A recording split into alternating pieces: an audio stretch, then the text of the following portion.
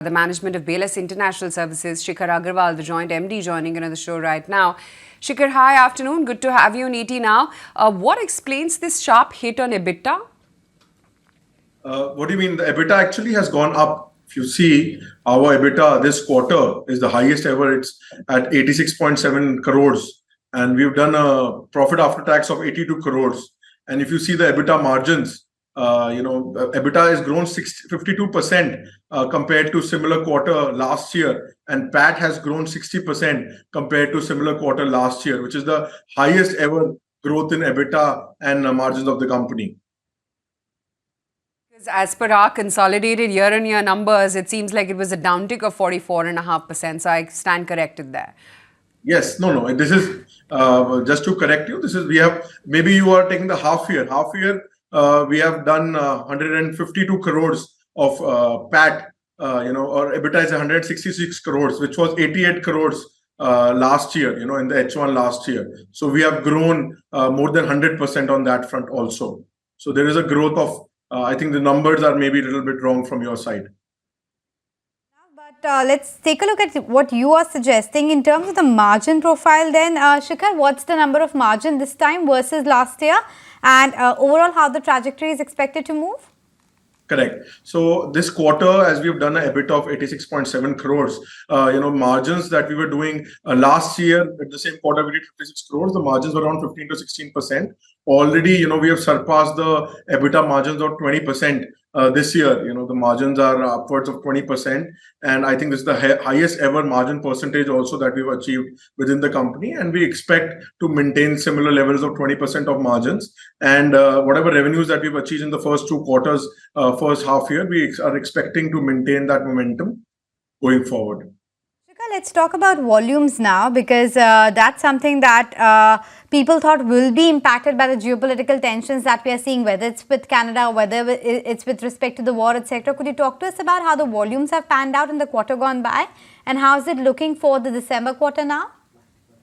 Correct. So see, as our business is global, we operate in 64 countries. We work with more than 40 client governments. We recently won also a contract with the Slovakia government, Germany, Italy, Portugal. So definitely there are different global events happening in different parts of the world, different points of time. But on a consolidated level or a revenue level, it does not impact our financials or numbers. As you know, we are working for the Indian Embassy in Canada. There was a brief halt in the visa now, which has resumed. But we have in fact seen a growth in different categories of applications like OCI and different consular services. So there has been no hit, regarding different wars happening in different parts of the world. There's a minimalistic impact for the time being, but we are seeing a growth, in different all the aspects of the company.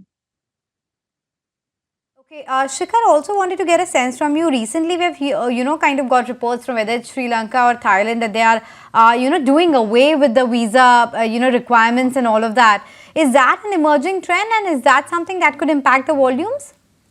No, I don't think it impacts the volume for us.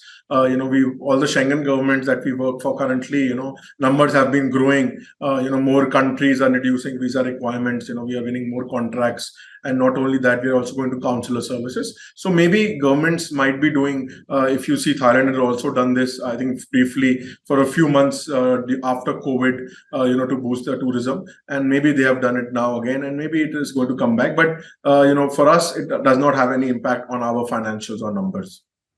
Taken. And quickly, if you can talk to me about what is the value-added services that you want to increase, because I think this year you have a target to achieve double-digit revenue growth and, of course, volumes on the higher side.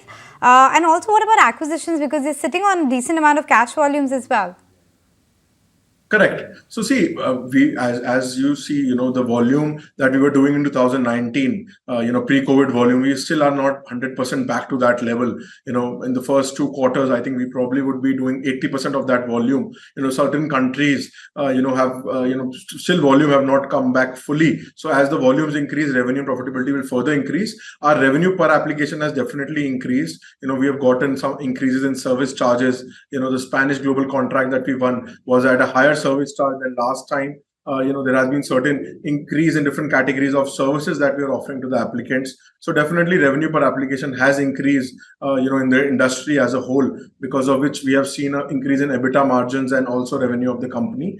Going forward, as we grow as a company, cash definitely is piling up. We are actually looking at acquisition. We've already declared dividends. We're looking at some of the players in our industry, and also the other business that we are doing, digital service business. We've seen a massive growth even in that business. The PAT has grown by more than 15%, 50% even in that business, compared to same quarter last year. So we're planning to file. We've already filed the DRHP for that company. So definitely, we expect further growth coming in that company also.